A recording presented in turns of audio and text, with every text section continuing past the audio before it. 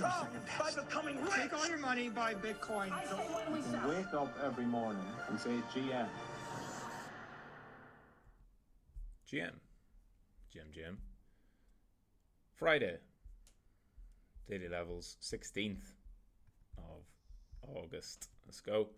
So, last night we had that strong sell-off down, breaking structure. So it was a bearish shift. We did lose 58k. We got a candle close. You got some high volume. But as I mentioned, I don't know if I had that squiggle on, but I mentioned in trading analysis that I'd be looking for a bounce. Today's breakdown is going to bounce since so many seem to have flipped short or panicked. That is based off a couple of things. Open interest seems to indicate that a little bit, and just the sentiment I saw on Twitter especially. There was a lot of like fucking 180ing of opinions whenever people were like mega bullish over here and then just a couple legs later insanely bearish. So it's the whole flip-flop idea. My expectation and the way I've been trading and the way that's profitable and rewarding to trade is quick profits, right? If you get a move in your favor, take profit.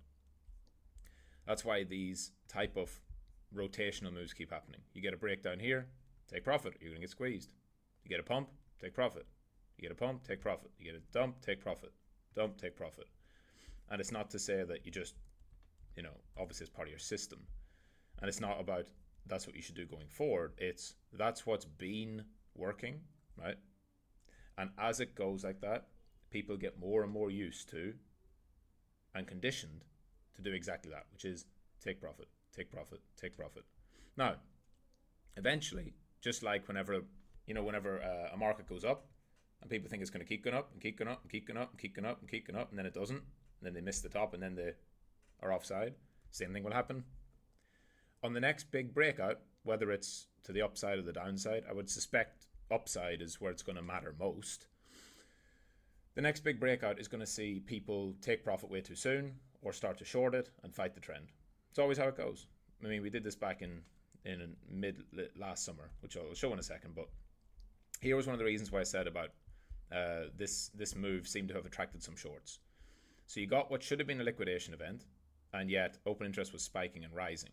So we know, given that price had been building up stops here, definitely there's longs getting stopped out there. And it touched off all of this. It touched those stops and into this candle gap. So definitely definitely longs would have got stopped out. So the fact open interest is rising means the longs got stopped out and new longs entered and new shorts. So you've actually got an overwhelming amount of new positions because definitely there's some stop outs and yet open interest still was rising. That would tell me that the longs you're stopped out are probably leveraged, so they're gone. The new longs are probably more likely to be smart money if they're buying in when other people are getting out. And then the shorts seem more like breakdown panic shorts, right? They're actually shorting because it has to break down. So it's the wrong kind of shorting. You're trying to chase a move. And that's where you get these slow, grinding squeeze moves. Now, this is a corrective move so far, right? Meaning it's had the strong move down and then it's just bouncing and bouncing and bouncing. And I would expect fully that this probably eventually rolls over. And I do think that Bitcoin is more likely bearish. And we probably come back down. And if I had to guess, we probably actually hold in here and squeeze back up again and do something like that. I don't think it'll just be a straight line down, but I'd expect probably some revisit of the lows and then some second push to take out anyone who's continuing to short there. That's if we don't see a squeeze further. If we see it squeeze further, that'll be a different move. But I would guess that it's just this move from yesterday. I'd say it's just probably filling in the inefficiency of that. We then probably drop off because people will start to bait themselves into going long again. Comes back down, back up, and then eventually down. That's if it's a downward path. And it seems like a downward path, but there is a chance that we've actually just had a sweep below the 58k pivot, right? So this pivot level, which is, I think I have it marked on the volume profile chart on it. Yep. So, there is a chance that that was all just a sweep. Now, quite a deep one, and we haven't seemed to really respect that pivot that much. But currently, could be. I would say if it moves up to here and back and holds, and you actually start to build through here, and some of these moving averages, like let's say your 4-hour bands would start to reclaim some bullish structure. So that would look like this, right? If you moved up, across it, around it, or whatever, and you get back above that point and the bands are green again, after failing to break down, that could be a higher low. That might be our higher low, right? That's certainly a great place for a higher low to form. Flushes down into some of this inefficiency from before, holds, higher low. Could we go to new highs? Potentially. It certainly would be the disbelief trade, right? Because, after this pump, it's funny, like last Thursday, everything was so great while we're recovering. And just a few days of choppy, shitty, grinding, and then this breakdown, oh, no, well, I have to go lower. No, it doesn't have to. So my advice would be, don't short this too soon. Don't be premature with your moves. Don't be trying to, guess where it's going. And it's really simple in terms of the approach to these moves, right? So I just take everything off. And if you have a market where you know that like most people are thinking the same way, which right now, most people are thinking bearish, down, that's fine. It might happen, but always look at where the gaps are, right? Imagine somebody had shorted down into this low. Where could their stops be? Above here. And then if you're looking at just the gaps that need to be retested, untested breakdown, untested breakdown. So in a bearish market, it can do what I've just shown there. It can even just grind up all the way up to fill the whole thing and still fall over and still go lower. This is the nature of these very squeezing, choppy, rotational markets. It's just like this. That breakdown into here, where did price come? Came all the way back up to retest. Untested breakdown, tests it, sweeps it, then down. But when it does that, it leaves behind another one, right? Another sharp breakdown. The emotional roller coaster that is Bitcoin is in full fucking swing. And a lot of this is selling. It's basically, why do we see so many gaps on the downside? It's basically because as soon as the market runs out of steam, sellers start to sell, and then people are rushing to get out. Because what have they seen? They've seen this kind of stuff, right? They're rushing to get out, not because Bitcoin's going to go to 44k or whatever, but over here, as soon as it starts to break, everyone just rushes to get out, because if it's this again, right, that's what people are thinking. If it's that again, it's not going to bounce, and it's not going to bounce at all, and I'm not even going to get a chance to get out. Because there's a lot of people who are, bearish or feeling bearish at 66 or 64 or 62 or 61, and they're like, I'll exit on a bounce, and the bounce never came. So because of that, people fear all this, and they're trying the same logic and same tactics here, but it's unlikely for Bitcoin to go all the way down there so soon. It could take quite a while longer. Now, this isn't exactly a bullish chart, and it hasn't been. And I've been asked all week about when am I going to buy Bitcoin back. For me, it's simple. Like, at least the daily bands have to go green. Otherwise, I'm still in a mindset of this being a, 70-30 bearish to bullish, right? Meaning, I'm not like saying this is fully bearish. It could still be holding and consolidating here. That's fine. But daily bands are red. We're making lower lows. It's definitely more bearish leaning. Yeah. Sol, how has it been looking? Not so bad. It had a quicker sell-off from the bands than BTC, but then it's held. It's actually held up slightly better over the last couple of days. ETH. Yeah, well, this is what I said. ETH took longer to go into the bands and has had his rejection off them. Still just kind of sideways, consolidating, right? Could easily form just a sideways move and then break higher. Will it? Don't know. Where are we? We're in 16th of August. I don't see a whole lot ahead for August that would have me really bullish again. But you never know. Like, it could happen sooner than the market expects. But I was going to show you last summer, wasn't I, where this happened, right? And it's the idea of if we go, let's go to a lower time frame. Let's look at 4 hour, right? So right now the rally comes up, it tops out, and then it starts to drop back, and people are realizing, okay, the only thing getting rewarded here is quick profits. You get long, take profits, otherwise you round trip it all. You get short, take profits, you get squeezed. You get short, take profits. And it's profit taken, profit taken, profit taken. And same thing was happening last summer, right? Where over here, trying to catch the breakout didn't happen. Trying to catch the reversal didn't happen. Then you get a big crash. Then the market moves into a really rotational move, which means quick moves, fully retrace, pumps up, fully retraces, pumps, fully retraces, dumps down, fully bounces. So neither longs nor shorts are getting rewarded here. If you're holding for anything more than 3 or 4 days, you're getting squeezed back in the other direction. And so then it conditions the market to take profit really fast, right? And, shorting here, buying here, shorting here, buying here, it works. And people are like, okay, I don't want to hold anything for too long. Then you get the big move up and people are shorting. Oh, that has to go back to here, and then shorting. That has to go back to here, and then shorting. That has to go back to here, and it doesn't. You have to keep a really keen eye on when does that market shift happen. I don't think that's happening yet on Bitcoin. I still think we're a while away. But you're seeing more and more acceptance from the market that what? More acceptance that quick profits, get in, get out, don't stay in too long. And that will eventually fail. Maybe it's already starting to happen. I think it's still maybe a little bit early, but we'll see. And when the next upwards move comes, it's probably going to be a big one. Probably takes us all the way to 70. Not saying that happens now, but next time it happens, it'll probably carry further than people think because they're going to try and fade it at 63 and then 65 and then 67. And it'll give Bitcoin the fuel to actually grind higher. It has gone kind of opposite. I think gold has had a nice bounce, right? So gold continues to hold up pretty well. Stocks had a big day yesterday. And it's like crypto is now back to this thing where why the fuck? Oh, Bitcoin's like completely going against everything else. Why is Bitcoin so weak? The rest of the market is so strong, at least appears to be strong. I usually lean on the side of Bitcoin is much more of a clear indicator. Bitcoin is the least controllable and manipulated out of all of these. Believe it or not, people would tell you, oh, crypto's all manipulated. But it's not. It's the open free market. Anyone in the world can buy Bitcoin. Stocks, there's guardrails. You can't just buy stocks, right? You have to have a broker account. You have to be registered, only certain countries, a lot of hoops to jump through.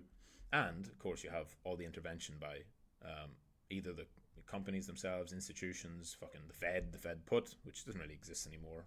But it's been something historically that we know the markets in the TradFi markets are controlled. You don't need to look any further than limits. If it goes down or up too much, stocks will be halted. You don't halt Bitcoin. So that alone tells you Bitcoin is much more of a free market. So I would say Bitcoin may well be actually signaling the direction of the market and stocks are just doing a counter trend bounce. So it would still have one eye on that. And because then the other side is usually like what I'm seeing now is that the other side is people are like, oh, no, don't worry. Bitcoin's just lagging because Mt. Gox and the Germans were selling. The Germans finished selling like a month ago. Like people still using that as a reason for why Bitcoin's down. No, Bitcoin's not down because of the Germans. Mt. Gox has been known for 10 years and the distributions have started, but the claims were sold ages ago. It's just Bitcoin and crypto as a whole is currently in a phase where there's less demand and it doesn't take much supply to push it down. Now, why is that? We'll find out, but I would not lean on the side of, oh, Bitcoin's just lagging, don't worry. I'd say no. You can say that whenever it starts to flip the bands, right? But until then, maybe Bitcoin's actually telling you that risk assets are, and Ethereum and Solana, no, actually, risk assets are being offloaded. Maybe it's because people are less confident of a Trump win overall, which would be sort of generally negative for the markets. Maybe people are worried about recession. Seems to be less so. There's some good data coming out saying no recession. Maybe people just think, okay, looking at this overall, crypto is in a position where we don't have much confidence in it just yet, and it needs to come back from somewhere. ETFs, now we're on Friday, so how have the ETFs looked all week? Bitcoin, back and forth, not much. Small days, outflow day, a couple of small inflow days, outflow day, small inflow day. So practically no sustained flows. ETH, same thing, still net selling overall to the tune of about 400 million. Any of the inflow days are quite low. And so ETFs they're just ticking along. They're not adding, they're not really subtracting from the overall market. And so you don't have strong ETF demand right now. You don't have a clear catalyst ahead for BTC. The catalysts that are ahead are all in people's minds. They're like, oh, well, the rate cutting cycle will be bullish, but rate cuts is 18th of September, right? Still a month away. And, end of the year flows, October, November, December, which typically can be strong. Again, that's months away. And I think we're just in a period of the market where it's a low volatility, summer chop, typically a low activity part of the market, and we might just have to survive through it. How does August usually look? I mean, this was August of 2023, big crash down, sideways chop. August of 2022, obviously, was a bad month, right? We had middle of August there, sold off. August of 2021 was more bullish. We got this kind of August move up and then a September move down as we had that retracement bounce. A lot of people are comparing this to now. They're like, oh, remember what happened in 2021? But this move was 3 Arrows, FTX, predominantly those two players, and some of the other big players who have exited since then. The movers of the market from 2021 are gone. Like, not just gone as in, oh, they're not as impactful. They're literally gone. In prison or completely liquidated, bankrupt. Whether there's a new cohort of people who are going to be pushing these coins, not yet. Bitcoin, sure, Bitcoin will do its thing. You got BlackRock, you got blah, blah, blah. But it's not just these. It's Solana's massive run in 2021 was FTX and Alameda. Drove a lot of that. Avalanche's big run in 2021. Luna's big run. These are driven by firms like 3 Arrows Capital who are gone now. So a lot of the previously bullish, like big whale bulls that were pushing the market hard are not here anymore. So to expect that to play out again whenever the same players don't exist is flawed logic. Doesn't mean we're not going to go up. It just means it's not going to look like 2021 did, right? And even over here in a bull market, right, what was August? In 2020, August topped out, mid-August sold off into September. Like, August is rarely a big green month, and September too. Like, even September, historically, typically for BTC, because people tend to use these monthly comparisons when it suits their bias. But if you look at Bitcoin returns, September is not a good month for Bitcoin, and August is not either. So August generally red. You have a couple really big August, but like 2013, 2017. Otherwise, it's either kind of flat or it's down. September, mostly red. And even when it's green, in its entire history, Bitcoin has never had more than a 6% September. And we've had a lot of deeper sell-offs, deeper sell-offs, deeper sell-offs. But look at the clear thing I've said about Q4. October, November, December, you see much more of a bullish, even just the averages, 22%, 46%, 5%. Whereas August, 1%, September, minus 4%. We're getting through this last phase of, seasonal weakness for Bitcoin, which could extend in September. End of the year tends to be better. And a lot of this is just like people trying to front run and bet on this later summer move or going into autumn and towards the winter. And I think it's just patience. Patience required. Let's take a quick look at alts as a whole. Again, same thing. Total 3 holding up. Now, Total 3 is stronger than Bitcoin. Now, it's not obviously overall stronger than Bitcoin, but currently it's actually not made a new low, whereas Bitcoin did on its immediate move here, right? So you can see there, Bitcoin made a new low, Total 3 just held up. Is that a good thing? Well, no, in one way. You don't generally want to see Bitcoin weaker than alts as a whole. In another way, you could say possibly, if Trump is going to win the election, alts will outperform. They should, because they're so beaten down through a bad regulatory outlook that a recovery of that would be a bullish thing. And I just realized the fucking microphone. So microphone is low. It's reset itself. So the first part of this video, you'll have to turn the volume way up. Bear with me on it. Every time I fucking reset my computer, not even reset it, just some mornings I wake up and the microphone has reset itself back to low instead of being high, which is some bullshit. But anyway, you'll struggle through. And, again, caution. Just patience, patience, patience. Preach the same thing over and over. There's no rush. These charts take time. We might get revisits to these lows. I would suspect we probably do get some kind of pullback, and that will give you your next best directional impulse. Maybe we're here. Maybe we've moved up. Maybe it's going to fit the bands and we're going to a new uptrend. I would lean towards that being not the case, probably, until we go a little bit later into September, October. But we'll see. You also have to remember, like, a lot of people are saying the same thing, which is, oh, well, just get through this month and next month and October is going to be great. So, yeah, we might front run that. But the outlook for the rest of the year is mixed. It's a mixed bag. And what else? Overall,